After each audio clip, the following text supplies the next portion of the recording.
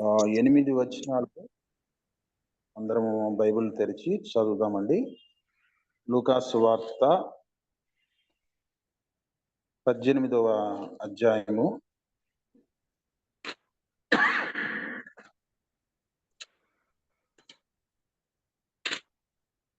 మొదటి వచనం నుంచి 8వ వచనం వరకు చదువుదాము. వారు విసుకక నిత్యము ప్రార్థన చేయుచుండవలెనంటకు ఆయన వారితో ఈ ఉపమానము చెప్పెను. దేవునికి భయపడకయు మనుషులను లక్ష్య పెట్టకయు నుండి ఒక న్యాయాధిపతి ఒక పట్టణంలో ఉండెను. ఆ పట్టణంలో ఒక విధవరాలు నుండెను. ఆమె అతని యొద్దకు తరచుగా వచ్చి, నా ప్రతివాదికిని నాకును న్యాయం తీర్చుమని అడుగుచూ వచ్చెను గాని అతడు కొంతకాలము ఒప్పకపోయెను. తరువాత అతడు, నేను దేవునికి భయపడకయు మనుషులను లక్ష్య పెట్టకయు ఉండినను ఈ విధవరాలు నన్ను తొందర పెట్టుచున్నది కనుక ఆమె మాటి మాటికి వచ్చి గోజాడుకున్నట్లు ఆమెకు న్యాయము తీర్చునని తనలో తాను అనుకునెను. మరియు ప్రభు ఇట్లనెను, అన్యాయస్తుడైన ఆ న్యాయాధిపతి చెప్పిన మాట వినుడి. దేవుడు తాను ఏర్పరచుకున్న వారు దివారాత్రులు తన గూర్చి మొర్ర పెట్టుకొనిచుండగా వారికి న్యాయం తీర్చడా? ఆయన వారికి త్వరగా న్యాయం తీర్చును. వారి విషయమే కదా ఆయన దీర్ఘశాంతం చూపుచున్నాడని మీతో చెప్పుచున్నాను. అయినను మనుష్య కుమారుడు వచ్చినప్పుడు ఆయన భూమి మీద విశ్వాసమును కనుగొనునా? దేవుని నామానికి మహిమ కలుగును గాక. మరి యేసు ప్రభు వారు చాలాసార్లు మరి ఆయన 3.5 సంవత్సరాల పరిచర్యలో అనేక ఉపమానాలు వారికి అర్థమయ్యేటట్లుగా మరి దేవుడు చెప్పాలనుకున్న తన హృదయంలో ఉన్నటువంటి ఆలోచనలు ప్రజలకు అర్థమయ్యేటట్లుగా కొన్ని ఉపమానాలు చెప్పడం ద్వారా వాటిని సులభంగా వారికి అర్థమయ్యేటట్లుగా ఆయన చేయటం జరిగింది. లూకా సువార్తలో ఉన్న ప్రత్యేకత ఏంటంటే, లూకా గారు మరి అప్పట్లోనే ఆయన డాక్టర్, మంచి చదువరి, సమాజంలో మంచి పలుకుబడి ఉన్న వ్యక్తి, జ్ఞానం కలిగిన వ్యక్తి. మనుషులకు వైద్యం చేయటమే కాకుండా శారీరకంగా, ఆధ్యాత్మికంగా కూడా దేవుడు అతనికి గొప్ప జ్ఞానాన్ని ఇచ్చాడు. ఆధ్యాత్మికంగా ప్రజలను ఉత్తేజపరచడానికి. మరి ఈ లూకా సువార్తలో ఉన్న ప్రత్యేకత ఏంటంటే, అనేక ఉపమానాలు ఇక్కడ పొందుపరచబడి ఉన్నాయి. మరి లూకా సువార్తని ఉపమానాల చిరునామా అని అనొచ్చు. అంటే చాలా ఉపమానాలు. మరి ఇక్కడ ఒక విధవరాలు మనకు కనబడతా ఉన్నది. లూకా సువార్త మొత్తం మనం ధ్యానం చేస్తే దాదాపుగా 6 విధవరాళ్ళు మనకు కనబడతారు, రకరకాల పరిస్థితుల్లో ఉన్నవారు. ఈ ఉపమానాలన్నీ కూడా ఒక చోట ఆయన మరి రాయటం జరిగింది. చాలా ఉపమానాలు, ఈ తప్పిపోయిన కుమారుడు ఉపమానం, ఇవి మిగతా సువార్తలు మనం చూడము. అలా చాలా ఉపమానాల సంపుటి, లేకపోతే ఆ ఉపమానాలకు చిరునామాగా ఈ లూకా సువార్తను మనం చెప్పుకోవచ్చు. ఆనాడు మరి దేవుడు ఈ ఉపమానం చెప్పడానికి ప్రత్యేకమైన కారణం ఏంటంటే, మొదటి వచనంలోనే ఎందుకు దేవుని ఉద్దేశం ఏంటో ఇక్కడ మనకు రాయబడి ఉన్నది. ఏమంటున్నారంటే, వారు విసుకక నిత్యము ప్రార్థన చేయుచుండవలనటుకు ఆయన వారితో ఈ ఉపమానము చెప్పెను అని మనము గమనిస్తాం. అంటే ఇక్కడ విసుకక నిత్యము ప్రార్థన అనేది కామన్ గా మరి అందరం చేస్తాము. ఇక్కడ ఎంఫసైజ్ చేసి చెప్తున్న మాట ఏంటంటే, విసుకక. చాలాసార్లు మనం ప్రార్థన చేస్తా ఉన్నప్పుడు మనం విసిగిపోతాం. మనకున్న పరిస్థితిని బట్టి, మానవ శరీరంలో మనం ఉన్నాం కాబట్టి కొన్నిసార్లు పరిస్థితులను బట్టి విసిగిపోయి మనము వేటి కోసమైతే ప్రార్థన చేస్తూ దేవుని సన్నిధిలో మొరపెడుతూ ఆయన దగ్గర మరి నిరీక్షణతో ఎదురు చూస్తున్నామో ఆ విషయాల్లో మనకు జవాబు రాకపోతే, ఒకవేళ జవాబు ఆలస్యమైతే మనము ప్రార్థన చేస్తూ ఉంటాము. కొంతకాలానికి ఒక నిరుత్సాహము, ఒక విధమైనటువంటి మరి ఈ సమస్య పరిష్కరించబడలేదే, ఎన్నో సంవత్సరాల నుంచి ప్రార్థన చేస్తా ఉన్నాను. కొంతమంది భర్తల గురించి ప్రార్థిస్తారు. కొంతమంది మరి బిడ్డల భవిష్యత్తు, లేకపోతే వారి చదువులో మంచిగా మెరుగ్గా రాణించాలని ప్రార్థన చేస్తారు. కొన్ని కారణాలు వారి యొక్క మనసులో పెట్టుకొని వారు ప్రార్థన చేస్తారు. వివాహాల కోసము, ఉద్యోగాల కోసము, అలాగే మరి కొంతమంది రక్షించబడాలని వారి కోసము అనునిత్యము ప్రార్థన చేస్తూ ఉంటారు ఎడతెగక. అది విసుకక ప్రార్థన చేయాలి, నిత్యము ప్రార్థన చేయాలి. ఎందుకంటే మనము ఏ సమస్యకైనా మనం పరిష్కారం పొందుకోవాలన్నా, లేకపోతే మనకి ఏ విధమైనటువంటి శారీరక ఆత్మ సంబంధమైన మేలులు మనం అనుభవించాలన్నా మరి దేవునితో ప్రార్థన ద్వారా మనం కనెక్ట్ అయినప్పుడే మనము వాటిని మన జీవితాల్లో చూస్తాము. కాబట్టి ప్రే వితౌట్ సీజింగ్ అంటే విసుకక, ఎడతెగక మనము ప్రార్థించే వారిగా ఉండాలి. క్రైస్తవ జీవితంలో ఇది అలవాటు చేసుకోవాలి. కొన్నిసార్లు దేవుడు వెంటనే మన ప్రార్థనకు సమాధానం ఇవ్వకపోవచ్చు. కొన్నిసార్లు మనం ప్రార్థన చేసిన వెంటనే దేనికోసమైతే ప్రార్థన చేస్తామో ఉన్నామో అది నెరవేర్పులోనికి రావచ్చు. ఆహ్, ఒకవేళ నెరవేర్పులోనికి రాలేదు గదా! సంవత్సరాలు గతించిపోతున్నాయి కదా! అని మనము ఎట్టి పరిస్థితుల్లో కూడా ప్రార్థన అనేది ఆపకూడదు. ప్రార్థన అంటే ఆపామంటే, అంటే దేవుడి మీద మనకు విశ్వాసం లేదు. దేవుడు చేస్తాడనే నమ్మకం మనలో లేదు అని మనము ప్రార్థన ఆపటం ద్వారా మనం దాన్ని అక్కడ సాతానును మనం గెలిపిస్తా ఉన్నాం.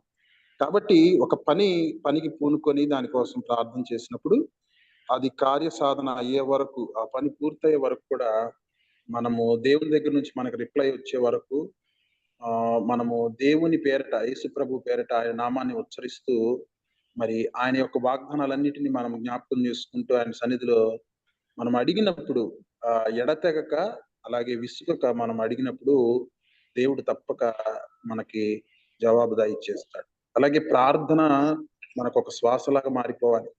అంటే మనం టెంప్టేషన్‌లో ఉన్నా ప్రార్థన చేయాలి. మనం బాగా టైర్డ్ అయిపోయినా ఇక నేనేం చేయలేనన్నా గూడా ప్రార్థన మాత్రము మనం విడిచిపెట్టకూడదు. ఎందుకంటే ఆయన నామం పేరిట ఏది అడిగినా నేను మీకిస్తానని అంటూ ఉన్నారు. అది వెంటనే ఇస్తారా? లేకపోతే ఆయన సమయంలో ఇస్తారా? ఆయన చిత్తంలో, ఆయన ఏర్పాటులో ఇస్తారు అనేది వాక్యం మనకు సెలవిస్తా ఉంది. కాబట్టి ఇంకా సమాధానం రాలేదంటే ఆయన సమయం రాలేదు అని మనము భావించాలి. యేసుప్రభు వారి తల్లిగారు గూడా మొదటి కానాను విందులో ఆయన మొదటి అద్భుత సూచక్రియ చేస్తా ఉన్నప్పుడు యేసు ప్రభువారు వెంటనే అద్భుతం చేస్తే బాగుండని ఒక తల్లిగా తనెంతో ఆశపడి అడిగితే, "అమ్మ నా సమయం ఇంకనూ రాలేదని" యేసు ప్రభువారు అక్కడ తల్లికి నచ్చజెప్పినట్లుగా మనం చూస్తాం. అంటే తండ్రి సమయము ఆయనకొక పర్ఫెక్ట్ టైమ్ ఉంటది. ఆ టైంలో కార్యాలన్నీ కూడా జరిగిస్తారు. చాలా సార్లు సాతానుడు మన హృదయంలో పెట్టే ఒక గలిబిలేంటంటే, "నువ్వు ఇంతకాలం ప్రార్థన చేస్తా ఉన్నావు. ఎంతో కాలం ప్రార్థన చేసావు. కానీ నీకు సమస్యకు పరిష్కారం దొరకట్లేదు గదా! నువ్వు కరెక్ట్‌గా లేవు. అందుకనే నీ ప్రార్థనకి జవాబు రావట్లేదనో, లేకపోతే నీ ప్రార్థన దేవుడి దగ్గరికి వెళ్ళడం లేదనో, ఏదో మనసులో చిన్న గలిబిలి పెట్టినప్పుడు చాలామంది అల్ప విశ్వాసం కలిగిన వారు ఏం చేస్తారంటే, ప్రార్థన చేయటము, ఆ అంశాల గురించి ప్రార్థన చేయటం మానేస్తారు. అది ఎలా ఉంటదంటే, దేవుడిని అగౌరవపరిచినట్లుగా, దేవుడి మీద అవిశ్వాసాన్ని చూపించినట్లుగా ఉంటది. కాబట్టి ఆనాడు ఆయన తన ప్రజలైన వారికి తెలియచేస్తూ వారు విసుకక నిత్యము ప్రార్థన చేయాలని ఈ ఉపమానాన్ని చెప్పారు. ఈ ఉపమానంలో ఏమనుందంటే 2వ వచనంలో దేవునికి భయపడకయు మనుషులను లక్ష్యపెట్టకయునుండు ఒక న్యాయాధిపతి ఒక పట్టణంలో ఉన్నాడు. ఆ పట్టణంలో ఒక విధవరాలుంది. ఆమె అతని యొద్దకు తరచుగా వచ్చి మరి నా ప్రతివాదికిని నాకును న్యాయం తీర్చమని అడుగుచూ వచ్చెను. కానీ అతడు కొంతకాలము ఒప్పకపోయాను. ఇక్కడ ఒక న్యాయాధిపతి మనకు కనబడతా ఉన్నాడు. కానీ ఇతడు క్యారెక్టర్ ఏంటంటే దేవునికి భయపడడు. మనుషుల్ని కేర్ చేయడు. మనుషుల్ని లక్ష్యపెట్టడు. అంటే మనుషులంటే లెక్కలేదు. దేవుడంటే కూడా లెక్కలేదు. అంటే దేవుడంటే భయం లేదు, భక్తి లేదు. ఇలాంటి ఒక అన్యాయస్తుడైన న్యాయాధిపతి. పేరుకు న్యాయాధిపతే గాని అతడు అన్యాయస్తుడు. అతడు ఒక పట్టణంలో ఉన్నాడు. అదే పట్టణంలో ఒక విధవరాలు ఉంది. ఆమెకు ఒక సమస్య వచ్చింది. సో, ఆమె తరచుగా ఆ న్యాయాధిపతి దగ్గరికి వచ్చి, "అయ్యా నాకు న్యాయం తీర్చండి. నాకు నా ప్రతివాదికి మా ఇరువురికి న్యాయం తీర్చి పంపించండి" అని అడుగుతూ వస్తూ ఉంది. ఆహ్, అప్పుడప్పుడు వచ్చి అడుగుతా ఉంది. అతడు కానీ కొంతకాలం మాత్రం అతను ఒప్పుకోలేదు. అంటే ఏదో ఒకటి చెప్పి ఇప్పుడు ఆమెకున్న సమస్య ఏంటంటే ఆమెకు న్యాయం కావాలి. న్యాయం కావాలంటే ఒకటి ఆమె విధవరాలు. అంటే భర్త చనిపోయాడు. బిడ్డలున్నారో లేదో తెలీదు. ఏదేమైనా ఆమె ఒంటరిది. ఒంటరిగా పోరాడుతా ఉంది న్యాయం కోసము. అది దట్టు మరి అతడు అన్యాయస్తుడైనటువంటి న్యాయాధిపతి. అంటే డబ్బాశ కలిగిన వాడో, లేకపోతే ఆమెను ఏమడుగుతున్నాడో మనకు తెలీదు గానీ, ఆమె నుంచి ఏం ఆశిస్తున్నాడో మనకు తెలీదు గానీ, ఆమె ఆమె సమస్యను మాత్రం పరిష్కరించటం లేదు. సో, ఈమెకి ఉన్న ప్రాబ్లమ్ ఏంటంటే సమస్య పరిష్కరించబడాలి. దానికి ఈమెకు వాయిస్ లేదు. ఎందుకంటే ఈమె విధవరాలు. ఈమెకు సపోర్ట్ చేసేవాళ్ళు లేరు. రెండోదిగా ఈమె మరి లంచం ఇచ్చుకోలేదు. అంటే డబ్బులు ఇవ్వటానికి అంత స్తోమత లేని వ్యక్తి. మూడోదిగా చూస్తే ఒంటరి వ్యక్తిగా మనకు కనబడతా ఉన్నది. ఒంటరిగా పోరాటం చేస్తా ఉన్నది. అతడేమన్నా మంచోడా అనుకుంటే వాడెలాంటోడంటే మరి దేవునికి భయపడడంట, మనుషుల్ని లక్ష్యపెట్టడు. అంటే ఒక మూర్ఖుడు లేకపోతే క్రూరమైనటువంటి న్యాయాధిపతి. మనకు తెలుసు చాలా మందికి మనలోకి ఎక్స్‌పీరియన్స్ చేసుంటాము. ఎవరో ఒక అధికారిని మనం కలవడానికి వెళ్ళినప్పుడు వాళ్ళేం చేస్తా ఉంటారంటే మనల్ని కొంతమంది ఇంటెన్షనల్‌గా తిప్పిస్తా ఉంటారు. ఫోను చేస్తే, "ఆ! రండి సార్" అంటారు. మనం వెళితే, "సార్ ఇప్పుడే బయటికెళ్లారండి. మీరు ఒక అరగంట ఆగి రండి" అంటారు. సరే మనం ఏదో వేరే పని చూసుకొని వచ్చేసరికి, "ఈరోజు రారంట. వేరే పనుంది. రేపు రమ్మన్నారు మిమ్మల్ని" అంటారు. రేపు ఫోను చేస్తే వారెత్తరు. ఇట్లా మనల్ని అనేక సార్లు తిప్పిస్తా ఉంటారు. కానీ ఈ యొక్క విధవరాల్లో ఉన్న గొప్ప లక్షణం ఏంటంటే, ఆమె సహనం కలిగి ఉంది. ఆమె తరచుగా వెళతా ఉన్నది. ఆమె ఈ న్యాయాధిపతి అన్యాయస్తుడు, దేవునికి భయపడని వాడు, అలాగే మనుషుల్ని లక్ష్యపెట్టడు, మనుషుల్ని కేర్ చేయని వాడని తెలిసినా కూడా, తనకు ఎలాగోలా న్యాయం తీర్చాలి, అతనే న్యాయం తీర్చాలి అని మరి అంటే అతని మీద నమ్మకం లేకపోయినా న్యాయస్థానం మీద ఆమెకెంతో నమ్మకం ఉన్నది. కాబట్టి సహనముతో ఆమె అతని తు అతని చుట్టూ తిరుగుతా ఉన్నది. తరచుగా వస్తా ఉన్నదని 3 వచనంలో వ్రాయబడితే, 5 వచనంలో మనం జూస్తే ఆమె మాటి మాటికి వచ్చి గోజాడుతున్నట్లుగా ఇక్కడ రాయబడి ఉంది. అంటే ఆమె మరి ప్రతిసారి వస్తానే ఉందన్నమాట. అంటే ఎట్లాగైనా తన సమస్య పరిష్కరించబడాలి. తనకు న్యాయం జరగాలి. తనకున్న ఆహ్, లిమిటేషన్స్ తనకు తెలుసు. అంటే తను విధవరాలు, ఒంటరిది, డబ్బులిచ్చుకోలేదు. మరి అతడు అనేక సార్లు సూటిపోటి మాటలతో ఆమె హృదయాన్ని గాయపరిచుండొచ్చు. మరి న్యాయాధిపతి స్థానంలో ఉన్న వ్యక్తి ఒక విధవరాల్ని ఎట్లా ట్రీట్ చేస్తాడో, అది కూడా దట్టు మరి అన్యాయస్తుడైన న్యాయాధిపతి ఒక విధవరాల్ని ఎలా ట్రీట్ చేస్తాడో మనం ఊహించుకోగలం. ఎన్ని రకాలుగా ఆమెను శారీరకంగా, మానసికంగా ఆమెను బాధపెట్టుంటాడు. అయినప్పటికిని ఆమె పట్టు విడవకుండా, పట్టు విడవని విక్రమార్కుడిలాగా మరి మాటి మాటికి ప్రతిసారి తరచుగా మరి ఆయన దగ్గరికి వస్తూ, "అయ్యా నాకు న్యాయం తీర్చండి" అని అడుగుతా ఉంది. దీంట్లో ఆమె యొక్క సహనం అనేది మనకు కనబడతా ఉన్నది. ప్రియులారా మనకు కూడా అనేక సమస్యలు వస్తా ఉంటాయి. మన జీవితాల్లో నాకు ఏ సమస్య లేదండి అని ఎవరైనా చెప్తే వారు అబద్ధం చెప్తున్నారని మనం అర్థం చేసుకోవాలి. కాబట్టి కొంతమందేమో నాకు ఈ సమస్య ఉందని బాహాటంగా బయటికి చెప్పుకుంటారు. కొంతమంది ప్రార్థిస్తారని విశ్వాసులతో షేర్ చేసుకుంటారు. కొంతమంది చెప్పరు. వారి హృదయంలోనే పెట్టుకొని దాని కోసం ప్రార్థించటమో, కొంతమందేమో ఆ సమస్యను బట్టి కుమిలిపోతా ఉంటారు. దినదినం క్షీణించిపోతా ఉంటారు. కాబట్టి ఏ స్థాయిలో ఉన్నవాడికి ఆ స్థాయిలో సమస్య అనేది ఉంటది. ప్రతి ఒక్కరి జీవితంలో సమస్య ఉంటది. మన సమస్య పరిష్కరించబడాలంటే మనము దేవుని మీద సహనం పెట్టుకోవాలి. అంటే దేవుని ఎడల మనం సహనం కలిగి ఉండాలి. అంటే ఆయన ఈరోజు కాకపోతే ఆయన సమయంలో తప్పక ఈ సమస్యను పరిష్కరిస్తాడు అని దేవుని మీద మనము మరి సహనము కలిగి ఉండాలి. మొట్టమొదటిగా విశ్వాసులుగా మనము దీన్ని అలవాటు చేసుకోవాలి. కీర్తనలు గ్రంథము 40వ కీర్తన 1 చరణంలో మనం చూస్తే అక్కడ ఏమని రాయబడి ఉంటదంటే, యెహోవా కొరకు సహనముతో నేను కనిపెట్టుకొనుచున్నాను అని దావీదు మహారాజు రాస్తారు. అంటే బైబిల్ మొత్తం మనం చూస్తే బైబిల్ మనకు చెప్పేదేంటంటే, సహనము ఎవరైతే కలిగి ఉంటారో, వారి సమస్యలు తప్పకుండా పరిష్కరించబడతాయని బైబిలు నిర్మొహమాటంగా మనకు చెప్తా ఉన్నది. కాబట్టి సహనము, పేషెన్సీ అనేది చాలా ముఖ్యము. ఒక విశ్వాసికి దేవుని మీద సహనము కలిగి ఉండాలి. ఇక్కడ దావీదు మహారాజు 40వ కీర్తనలో అన్నట్లుగా, యెహోవా నీ కొరకు నేను సహనముతో కనిపెట్టుకొనుచున్నాను. దేవుని పట్ల మనం సహనం కలిగి ఉండాలి. మనుషులు కొన్నిసార్లు మనకు మొండి చేయి చూపించొచ్చు కానీ, ఎవరైతే ఆయన చేతి క్రిందకు వస్తారో, సహనముతో ఆయన సహాయము కొరకు, ఆయన చూపించే పరిష్కారం కొరకు సహనంతో ఎదురు చూస్తూ ప్రార్థన చేస్తారో, వారికి ఆయన మరి తన హస్తాన్నిచ్చే దేవుడు. లేకపోతే సమస్యకు పరిష్కారాన్నిచ్చే దేవుడు. దావీదు మహారాజు జీవితంలో గూడా మనం జూస్తే ఎంత సహనం ఉందండి దావీదు మహారాజుకి. ఎన్ని సమస్యలొచ్చినాయి. మరి పిల్లనిచ్చిన మామ చంపాలనుకున్నాడు. అలాగే కడుపును పుట్టినటువంటి అబ్షాలోము దావీదును చంపాలని రాజ్యకాంక్షతో మరి దావీదుని చంపాలని అనుకున్నప్పుడు, దావీదు ఒకటే చేశాడు. దేవుని మీద ఆశ పెట్టుకున్నాడు. దేవుని వైపు చూసాడు. రాజుల వైపు చూడలేదు. లేకపోతే పరిస్థితులను బట్టి కృంగిపోలేదు గానీ, ఇక్కడ 40వ కీర్తనలో చెప్పబడినట్లుగా దేవుని మీద సహనముతో నేను ఆయన కొరకు కనిపెట్టుచున్నాను. అంటే దేవుడనేవాడున్నాడు. ఆయనే నన్ను గొర్రెల కాపరిగా ఉన్న నన్ను సమూయేలు చేత అభిషేకించి రాజుగా చేశారు. అభిషేకించారు. సో, దేవుడు నా పక్షాన ఉన్నాడు. నన్ను చూస్తున్నాడు. నన్ను ప్రేమిస్తున్నాడు. నాతో ఉన్నాడు. నాలో ఉన్నాడు.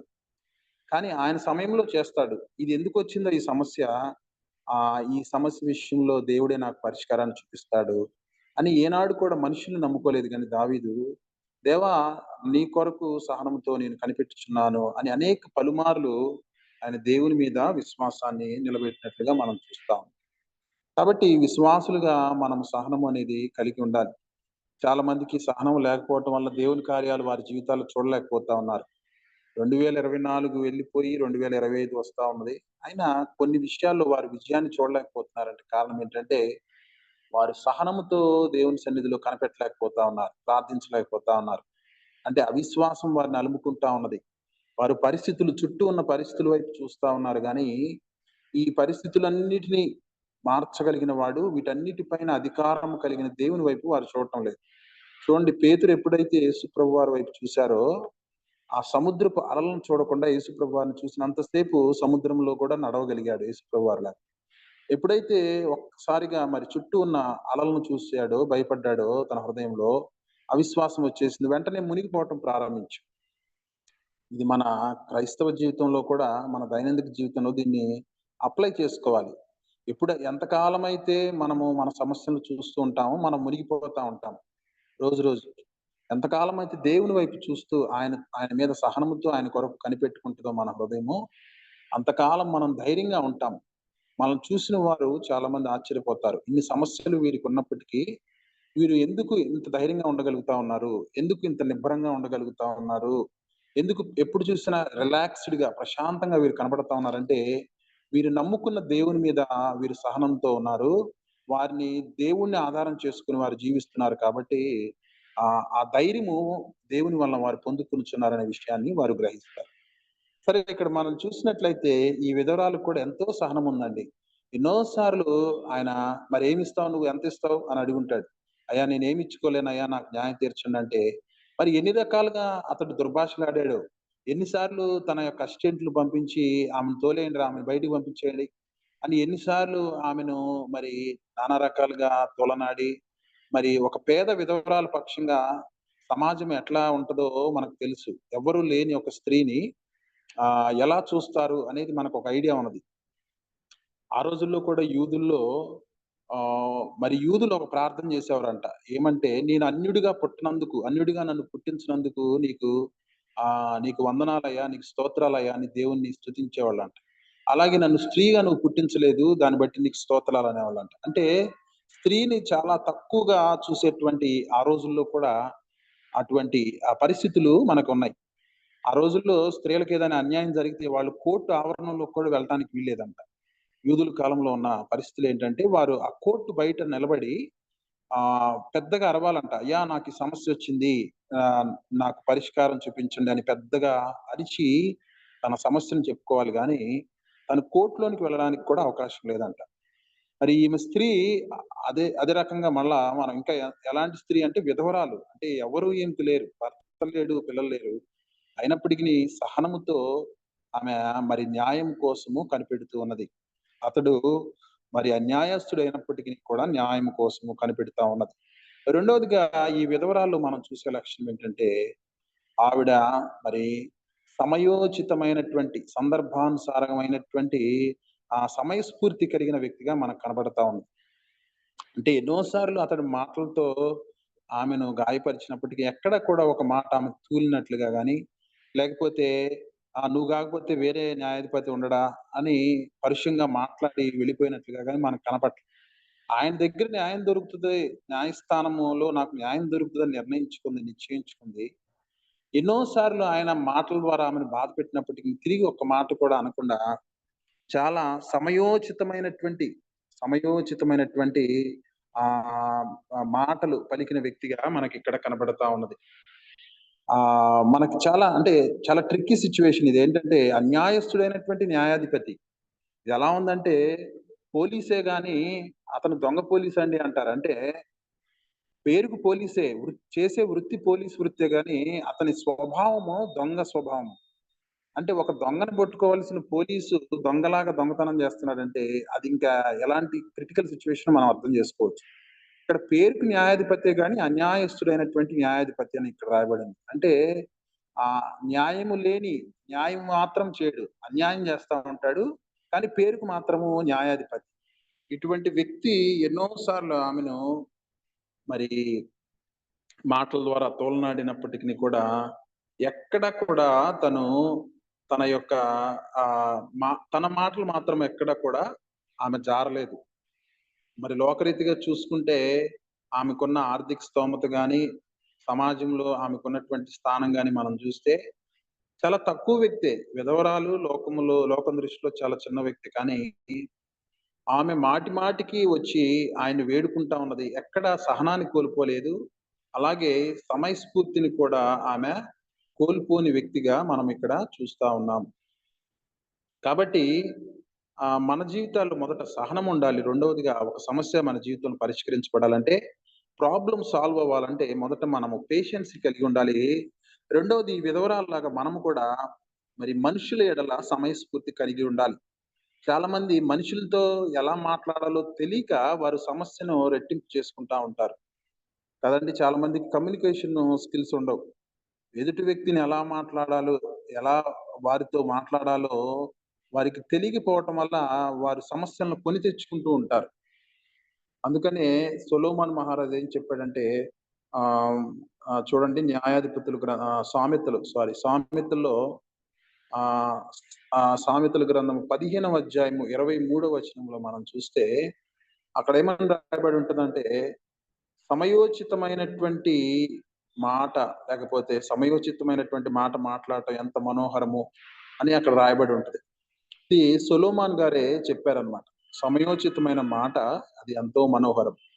అలాగే 25వ అధ్యాయము సామెతల గ్రంథం 25వ అధ్యాయం 11వ వచనంలో మనం చూస్తే అక్కడేమని రాయబడి ఉంటదంటే, సమయోచితంగా మరి పలకబడిన మాట మరి విచిత్రమైనటువంటి వెండి పళ్ళెంలో పెట్టిన బంగారు పళ్ళ వంటిది అనే మాట రాయబడి ఉంది. అంటే సమయోచితంగా మాట్లాడే మాట అది ఎంతో మందికి ఆశీర్వాదకరంగా ఉంటది. ఎంతో మందికి దీవెనకరంగా ఉంటది. కాబట్టి సమయోచితంగా మాట్లాడే కృప నాకు దయచేయమని మనం దేవుని సన్నిధిలో అడగాలి. ఒకవేళ దేవుడు నీకు ఆ యొక్క ధన్యత ఇస్తే లేకపోతే ఆ కృప ఇస్తే నువ్వు చాలా ధన్యురాలు, ధన్యుడువు. ఒకవేళ ఆ కృప లేకపోతే ఎదుటి వ్యక్తితో మరి సమయోచితంగా ఎలా మాట్లాడాలి? సమయస్ఫూర్తి మనలో లేకపోతే మనం దేవుని సన్నిధిలో అడుగుదాం. అడిగి దేవా నాకు సమయస్ఫూర్తిని దయచేయండి. సమయోచితంగా ఆ సందర్భాన్ని బట్టి ఏం మాట్లాడాలో నాకు నాకు ఆలోచన దయచేయండి. నాకు వివేచన దయచేయండి అని మనం అడిగి, మన దేవుడు ఎలాంటి దేవుడంటే, మీకు జ్ఞానం కొదువుగా ఉన్న యెడల నన్ను అడగండి. నేను మీకు ఇస్తానని వాగ్దానం చేసిన దేవుడు.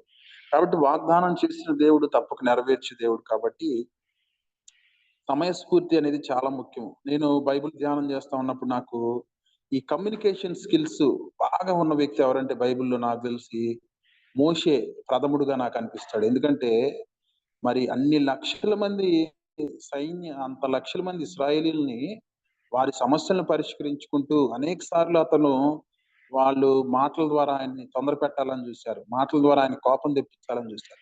కానీ ఏ వ్యక్తికి ఎలా సమాధానం చెప్పాలో అన్ని లక్షల మందిని ఆయన ఎలా ట్రీట్ చేసుకుంటూ వారితో ఎలా కమ్యూనికేట్ చేసుకుంటూ మరి ఆ అరణ్యంలో యాత్ర చేశాడో అది చాలా అద్భుతం. నిజంగా దేవుడు మోషేకి గొప్ప తలాంత్ ఇచ్చాడు. సమృద్ధిగా కమ్యూనికేషన్ స్కిల్స్ అనేది దేవుడు మోషేకి ఇచ్చాడు. కాబట్టి మోషేకి ఇచ్చినట్లుగా నాకు కూడా ఈ సమయస్ఫూర్తిని సందర్భానుసారంగా మాట్లాడే ఆ యొక్క స్వభావాన్ని నాకు దయచేయము ఈ క్రొత్త సంవత్సరంలో అని దేవుణ్ణి మనము అడగాలి. చాలా సార్లు మనుషులుగా మనం తొందరపడి ఒక మాట అనేస్తాం. అక్కడ జరుగుతున్న సిట్యుయేషన్‌కి మనం మాట్లాడే మాటలకి సంబంధం లేకుండా మాట్లాడేస్తాం. ఆ మాట్లాడేసినప్పుడు ఏంటంటే మనము ఆహ్, ఆహ్, అక్కడున్న వారందరూ బానే ఉంటారు గానీ, ఈ మాట మాట్లాడినందుకు మనం బ్యాడ్ అయిపోతాం. ఇది మనకు సమస్యలను, శత్రువుల్ని కొని తెచ్చిపెడుతుంది. కాబట్టి మనం మాట్లాడే ప్రతి మాట ఉప్పు వేసినట్లుగా అది సారవంతంగా ఉండాలి. మరి ఆ మాట ఆశీర్వాదకరంగా, దీవెనకరంగా ఉండునట్లుగా మరి అంటే మేము విశ్వాసులమండి, మేము మందిరానికి వెళ్తాము క్రమం తప్పకుండా, మేము క్రీస్తుని ఆరాధిస్తాము అని చెప్పిన దానికంటే కూడా మనము మాట్లాడే మాటలు ఎదుటి వ్యక్తిని మరింత క్రీస్తు వైపుకు నడిపిస్తాయి. ముఖ్యంగా అన్యులైన వారిని. కాబట్టి మన ప్రవర్తన లేకపోతే మన యొక్క మాట తీరుని బట్టి అనేక మంది మనలో క్రీస్తుని చూడగలుగుతారు. చాలా మంది మరి ఉపవాసాలుంటారు, ప్రార్థన చేస్తారు. మరి క్రమం తప్పకుండా మందిరానికొస్తారు, టెంతులిస్తారు. మందిరానికి అవసరమైనవన్నీ ఇస్తారు గానీ, వారికి మాట నిలకడ ఉండదు. మాట స్థిరత్వం ఉండదనమాట. అంటే నోట్లో నాలుక లేనట్లుగా వారు ప్రవర్తిస్తా ఉంటారు. అంటే కొన్నిసార్లు వారికి తెలియకుండానే ఎదుటి వ్యక్తి హృదయాలను గాయపరిచేటట్లుగా మాట్లాడుతూ ఉంటారు. కాబట్టి సమయోచితమైనటువంటి మాట ఎంతో మనోహరమని సొలొమోను చెప్తా ఉన్నాడు. అది విచిత్రమైనటువంటి వెన్నిపళ్ళెంలో పెట్టబడిన బంగారు పండ్ల వంటిది. అంటే అంత మనోహరమైనది, అంత అందంగా ఉంటది ఆ మాట అని మరి సొలొమోను పరిశుద్ధాత్మ చేత ప్రేరేపించబడి చెప్తా ఉన్నారు. మనం కూడా సమయోచితమైన మాట మనము నేర్చుకొని అటువంటి జ్ఞానము దేవుడు మనకు అనుగ్రహించాలని ప్రార్థన చేయాలి. మరి నా వివాహ సమయంలో గూడా ఏం జరిగిందంటే మరి మేమేం చేసామంటే, మేము మా బంధువులు ఎవ్వరికీ చెప్పకుండా మేము మా తల్లిదండ్రులు మేము మాత్రమే నా భార్య అయిన అనుషాని చూడటానికి పెళ్లి చూపులకు వెళ్ళినప్పుడు దేవుడిచ్చిన నడిపింపు ఏంటంటే, ఇదిగో ఈ అమ్మాయి నీకోసం నేను సిద్ధపరిచినటువంటి వ్యక్తి. సేవలో నీకు సహాయపడతది అన్ని విషయాల్లో అని దేవుడు నాకు లోపల గ్రహింపించినప్పుడు వెంటనే మేము కన్ఫర్మ్ చేసుకొని, మాకు ఓకేనండి. అంటే ఈ సంబంధం ఓకే. మేము ఇంక డేట్స్ పెట్టుకుందామంటే, వారు రేపు భోజనాలు పెట్టుకుంటున్నామండి అని చెప్పేసారు వెంటనే. ఇంకా ఇద్దరికీ నచ్చింది కాబట్టి. ఆ తర్వాత మా బంధువులకి మేము చెప్పాం. చెప్పినప్పుడు వాళ్ళు చాలా సీరియస్ అయ్యారు. అంటే మీరు మాకు చెప్పకుండా మీరెళ్ళిపోయి, మీకు మీరే చూసుకొని, మేము లేనట్లుగా మీకు మీరే సంబంధం చూసుకొని, మరి వాళ్ళు ఎలాంటోళ్ళు, వాళ్ళ బ్యాక్‌గ్రౌండ్ ఏంటో తెలుసుకోకుండానే మీరు ఇది దేవుడి చిత్తం అని చెప్పి మీరు సంబంధాన్ని కుదుర్చుకున్నారు. మాకిది నచ్చలేదు.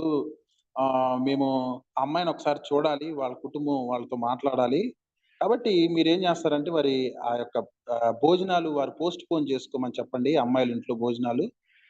తర్వాత పెట్టుకోవచ్చు. ముందల అమ్మాయిని చూస్తాం మేమెళ్లి అందరం బంధువులం. అదే మాట వారికి మేము చెప్తే అనుష తరపు బంధువులకి వాళ్ళేమన్నారంటే, "అయ్యా మేమందరికి చెప్పేసుకున్నాము. మా బంధువులందరికి చెప్పేసుకున్నాము రేపు భోజనాలని. ఒకవేళ ఈ భోజనాలు క్యాన్సెల్ అయితే మరలా పెట్టుకోవచ్చని మీ వాళ్ళు అంటున్నారు గానీ, ఈ భోజనాలు క్యాన్సెల్ అయితే మా మా బంధువుల దగ్గర మా పరువు పోతది. వాళ్ళేమనుకుంటారంటే ఏదో అయింది మొత్తానికి సంబంధం క్యాన్సెల్ అయినట్లుంది. అందుకని భోజనాలు క్యాన్సెల్ చేసుకున్నారు అని అనుకుంటారు. మా బంధువుల్లో మాకు పరువు పోతది. కాబట్టి ఎట్టి పరిస్థితుల్లో రేపు భోజనాలు జరగాలని వాళ్ళు భోజనాలు రేపు వద్దు. మేము మొదట అమ్మాయిని చూడాలి. రేపొచ్చి చూస్తాము. తర్వాత 2 రోజులకైనా భోజనాలు పెట్టుకోండి అని మా తరపు. ఈ సమస్య మరి పరిష్కరించబడటం లేదు. అటు తరపు మాట్లాడుతున్నారు, ఇటు తరపు మాట్లాడుతా ఉన్నారు. సాయంత్రం అయిపోయింది. ఎక్కడ ఈ సమస్య పరిష్కారం దొరకలేదు. అప్పుడు అనుష వాళ్ళ తమ్ముడు ఇప్పుడు ఆ బ్రదరు మా బావమరిది ఇప్పుడు సేవలో ఉన్నాడు. పరిచర్యలో తను కూడా బాధపడుతున్నాడు. దేవుడు తనకిచ్చిన జ్ఞానాన్ని బట్టి ఒక సమయోచితమైన మాట చెప్పాడు. ఏమన్నాడంటే, "రేపు భోజనాలు జరుగుతాయి. రేపు మా ఇంట్లో భోజనాలు జరుగుతాయి. కాకపోతే మీరు వచ్చి చూడాలంటున్నారు కదా! రేపు ఉదయం వచ్చి మా అక్కని చూసుకొని మీరు చూసుకోండి. రేపు సాయంత్రం భోజనాలు జరుగుతాయి. రేపు ఉదయం మీరు రండి" అని చెప్పాడన్నమాట. ఈ మాట ఎవరు చెప్పలేకపోయారు. అందరూ ఎవరు మాట చెల్లుబాటు అవ్వాలన్నట్లు వాళ్ళు మాట్లాడుకుంటున్నారు. కానీ ఈ మాట ఎప్పుడైతే చెప్పారో మా తరపు వాళ్ళకి తగ్గి, సరే అబ్బాయికి నచ్చిందంటున్నారు కదా! ఇంకా మళ్ళీ మేము వెళ్ళడం ఎందుకులే, మేము భోజనాలకొస్తాం అందరం అని వాళ్ళు గూడా కొంచెం తగ్గారు. ఆ సమస్య అట్లా పరిష్కరించబడింది. ఆ తర్వాత నాకు ఈ వాక్యాన్ని ధ్యానం చేస్తున్నప్పుడు ఈ సంఘటన గుర్తొచ్చింది. నిజంగా ఆ బిడ్డకి దేవుడు ఎంత సమయోచితంగా మాట్లాడే జ్ఞానాన్ని ఇచ్చాడని. చూడండి ఎంత కఠినమైన సమస్య అయినా, ఎంత మరి తెగని సమస్య అయినా పరిష్కారం ఎక్కడుందంటే, మనం మాట్లాడే మాట, సమయోచితమైనటువంటి మాట ద్వారా ఎంత పెద్ద సమస్యనైనా మనము పరిష్కరించుకోగలం. కాబట్టి ఆహ్, ఇక్కడ పేద విధవరాలు విషయంలో మనం నేర్చుకోవాల్సిన ఆధ్యాత్మిక పాఠాలేంటంటే, మొదట ఆమె సహనం కలిగి ఉంది. ఎవరి మీద సహనం కలిగి ఉందంటే, దేవుని మీద ఆమె సహనం కలిగి ఉంది. ఆమెకి న్యాయం జరుగుతదని. రెండోదిగా మనుషుల విషయంలో ఆమె సమయోచితంగా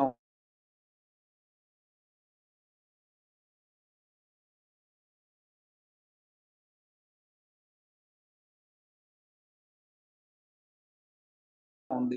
సమస్య మన జీవితంలో వచ్చే ఎటువంటి జటిలమైన, కఠినమైన సమస్య అయినా అది పరిష్కరించబడాలంటే మొట్టమొదటిగా మనకు ఉండాల్సింది ఏంటంటే, మనం దేవుని మీద సహనం పెట్టుకోవాలి.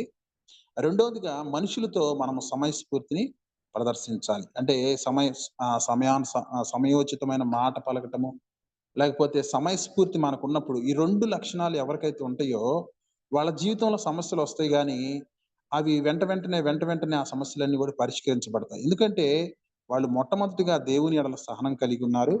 రెండవదిగా వారు సమయస్ఫూర్తి, మనుషుల ఎడల వారు సమయస్ఫూర్తి కలిగి ఉన్నారు కాబట్టి, మరి వారికి సహాయం అనేది దొరుకుతది.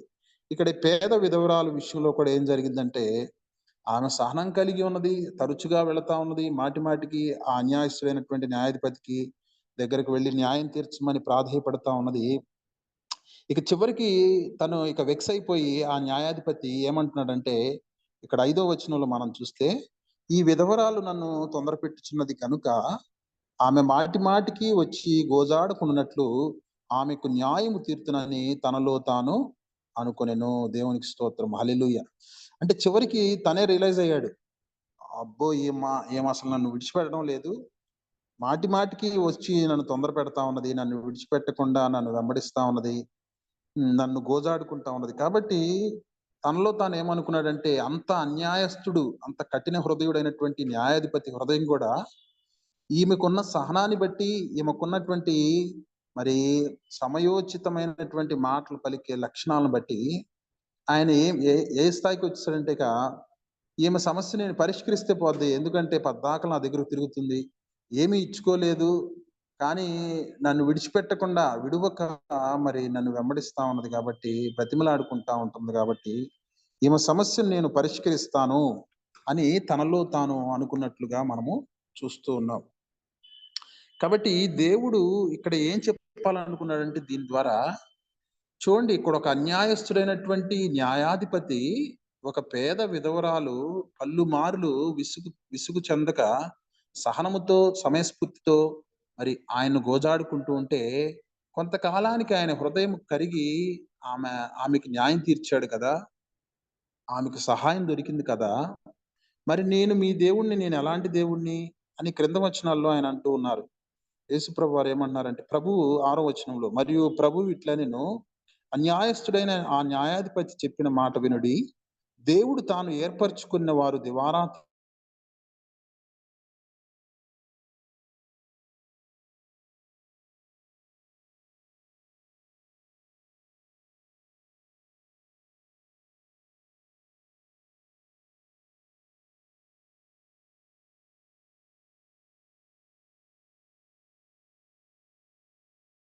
లేదు. నేను మనుషుల మొఖాలను బట్టి, లేకపోతే వారికున్న స్థితిగతులను బట్టి వారికి న్యాయం తీర్చేవాడిని గాదు. ఆ హెచ్చుతగ్గులు నేను చూపించేవాడిని కాదు. మిమ్మల్ని అందరిని నేను కన్నాను. మిమ్మల్ని అందరిని నేను రక్షించాను. మీ అందరి కోసం నా ప్రాణం పెట్టాను. మీ అందరి కోసము మీ అందరిని నేను ప్రేమిస్తా ఉన్నాను. అగాపె ప్రేమతో ఇంకా నేను ఎంత ప్రేమతో మీరు నాకు మొరపెడుతున్నప్పుడు, నేను మీకు న్యాయం తీర్చునా అని దేవుడు ప్రశ్న వేస్తా ఉన్నాడు. సవాలు విసురుతా ఉన్నాడు. ఏమంటున్నారు? దేవుడు తాను ఏర్పరచుకున్న వారు దివారాత్రులు తన్ను గూర్చి మొర్రపెట్టుకొనుచుండగా వారికి న్యాయం తీర్చడా? చూడండి, ఆహ్, పిలువబడిన వారు అనేకులు, ఏర్పరచబడిన వారు మనకు సెలవిస్తా ఉంది. ఆ ఏర్పరచబడిన గుంపులో మనమున్నాము. అదే గొప్ప ధన్యత. అంటే దేవుడు మనల్ని ఏర్పాటు చేసుకున్నారు. ఆ ఏర్పాటు చేసుకున్న వారు దివారాత్రులు నన్ను గురించి మొరపెడతా ఉన్నప్పుడు, నేను వారికి న్యాయము తీర్చనా అని అడుగుతా ఉన్నాడు. అంటే న్యాయం తీర్చనా అని ఎందుకు అంటున్నాడంటే, న్యాయము తీర్చలేడేమో అని చాలామంది లేకపోతే మరి అవిశ్వాసంగా అనుకుంటా ఉన్నారు హృదయాల్లో. అందుకని దేవుడు సూటిగా ప్రశ్న వేస్తా ఉన్నాడు. ఒక సవాలు విసురుతా ఉన్నాడు. అన్యాయస్తుడైన వాడి హృదయమే కరిగిపోయింది గదా! మరి నేనెంత మంచి దేవుడిని. నేను మీకోసం ప్రాణం పెట్టి మిమ్మల్ని ఏర్పాటు చేసుకొని, మీరు దివారాత్రులు నా సన్నిధిలో ప్రార్థన చేస్తా ఉన్నప్పుడు మీకు సహాయం చేయనా అని దేవుడు మాట్లాడుతా ఉన్నాడు. ఇంకా ఏమంటున్నారంటే, వారి విషయమే కదా ఆయన దీర్ఘశాంతము చూపుచున్నాడని మీతో చెప్పుచున్నాను. అంటే ఎవరైతే ఆయన కొరకు కనిపెడతారో వారికి దీర్ఘశాంతాన్ని చూపిస్తారు యేసు ప్రభువారు. కాబట్టి ఆహ్, ఈ మనమేం చేయాలంటే మన వంతుగా మనము విసుకక, ఎడతెగక దేవుని సన్నిధిలో ప్రార్థన చేసి, సహనముతో మరి ఆయన కొరకు కనిపెట్టినప్పుడు, అలాగే ప్రజలతో కూడా సమయోచితంగా మనం మాట్లాడుతూ సమయస్ఫూర్తిని మనం ప్రదర్శించినప్పుడు, ఎటువంటి సమస్యనైనా గూడా దేవుడు పరిష్కరిస్తారు. దీర్ఘశాంతాన్ని మనకు చూపిస్తారు. ఆయన అన్యాయస్తుడైనటువంటి న్యాయాధిపతి లాగా కాదు కానీ, ఆయన అన్యాయం చేసేవాడు కాదు. ఆయన మనల్ని నట్టేట్లో ముంచేసేవాడో, లేకపోతే దారి మధ్యలో విడిచిపెట్టేవాడు కాదు కానీ, మనల్ని అంతం వరకు కూడా ఆయన నడిపించేవాడు. ఇశ్రాయేలీయులు కూడా వారందరూ కానాన్‌లో ప్రవేశించాలి. ఆ పాలు తేనెలు ప్రవహించే దేశంలో వారు మరి ఎంతో సుభిక్షంగా ఉండాలని దేవుడు ఆశపడ్డారు. కానీ వారేం చేశారంటే సనిగారు, గొనిగారు.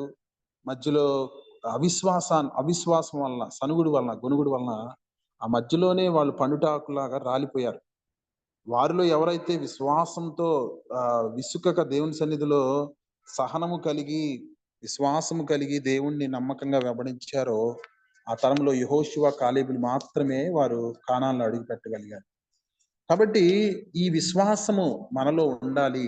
అందుకని క్రింద వచనంలో ఏమంటున్నాడు? ఈ విశ్వాసము ఆహ్, మనిషి కుమారుడి దినాల్లో నేను చూడగలుగుతానా అని అంటున్నారు.